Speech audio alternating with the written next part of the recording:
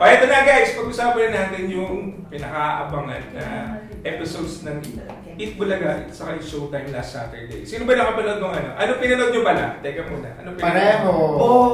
Ako. Palipat-lipat. Ako, Eat Bulaga. Ikaw. Sino nanood sa Showtime? I was able to catch portion of the Showtime. Pero Josie nandun kasi yung Showtime. Cover ng Showtime live sa Araneta. Kumusta? May parts nga na sarado at in-announce naman nila during the show na 7,000 people yung nasa Araneta. Asa hindi 16,000? Hindi nila pinuno yung Araneta.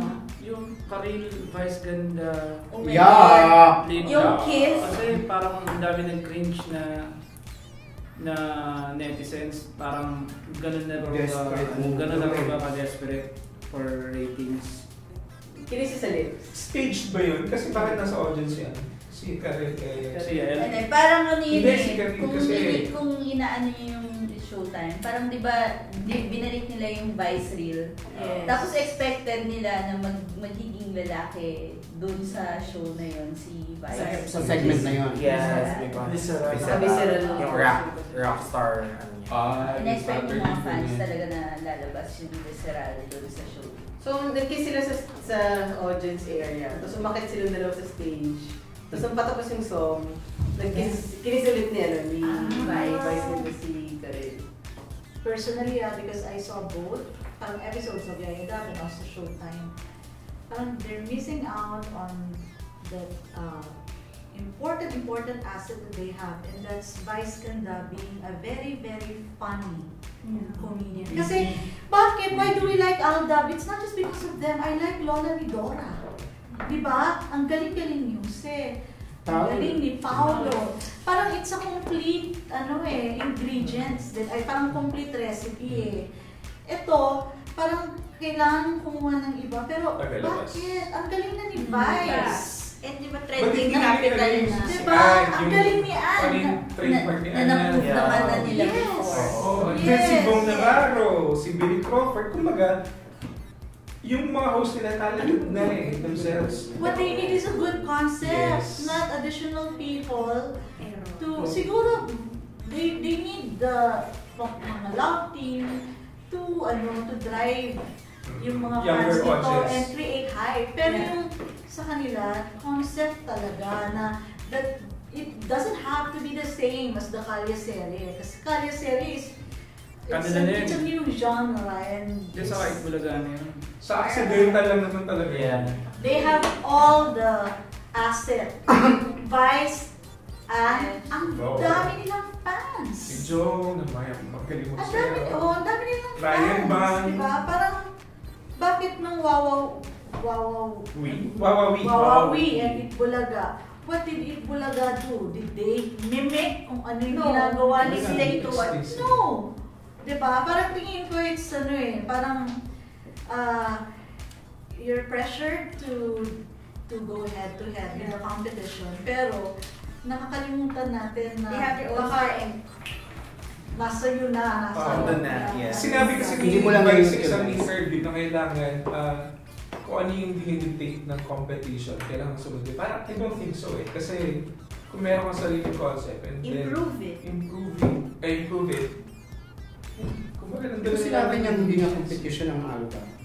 Oo, pero may Vice sila. Meron silang mga lab. Di ba matagal na yung Vice talagang patok na pag nagpapakalalaki. Sige pa kasal si Alba dyan, di ba? Oo, before pa yun din. Lagi siyang trending. May monthly din yung Vice Reel, di ba? Tama yung point ni Karen Parang yung ingredients na pwedeng mag-succeed ang Showtime na nagawa naman nila before. Nandun hindi na kailangan ng outside forces o...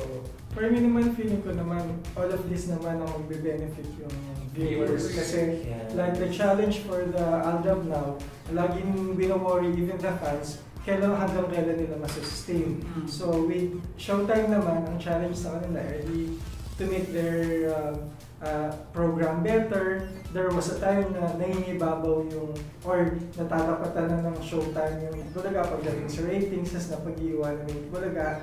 Now, time ng Eat Bulaga. So, challenge now for Showtime yung to make their show better, tapos kung matapatan man nila ng ang Aldab or yung Aldab, kung masustain ba talaga yung success na ina-enjoy nila. Saka tingin ko, hindi naman kailangan pang mag-react ng gusto ng DOS sa nangyayari sa 7. Kasi nung time naman na namamayagpag sila nun. For Tahimik lang. very long time. Oo, For a diba, very long time. nakita ko sa status mo yun. Na ako na nagsabi kasi.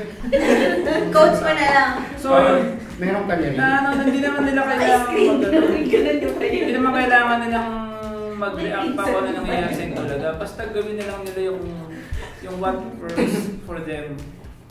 Makakapagpaligaya sa viewers nila. And then, lastly, parang ang hirap lang na yung makigaya or makiuso, ganyan. Hindi, I think that's not the way to do it now. You have your own set of talents, all of them are well followed on their various social media accounts. Then, capitalize on it. Andiyan na yung gem sa'yo di ba? Come up with a good concept and wait for the right timing. Sa tamang panahon, sabi nga ni Lola nito. Saturday, Of ang peak ng Aldab.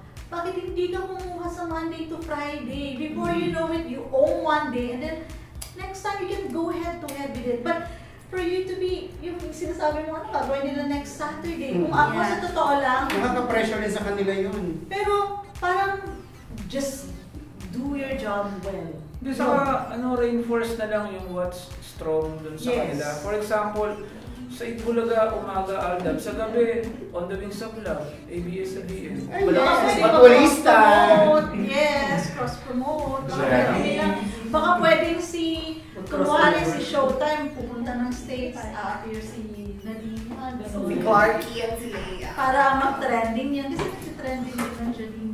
Of course! Certified Pero- Kasi alcoholista nga, di ba yung sabi pag Verified. lunchtime, Aldab, pag gabi, on call. Yeah. Yun ang laman ng time. And your face, Sounds Oh, familiar. yes.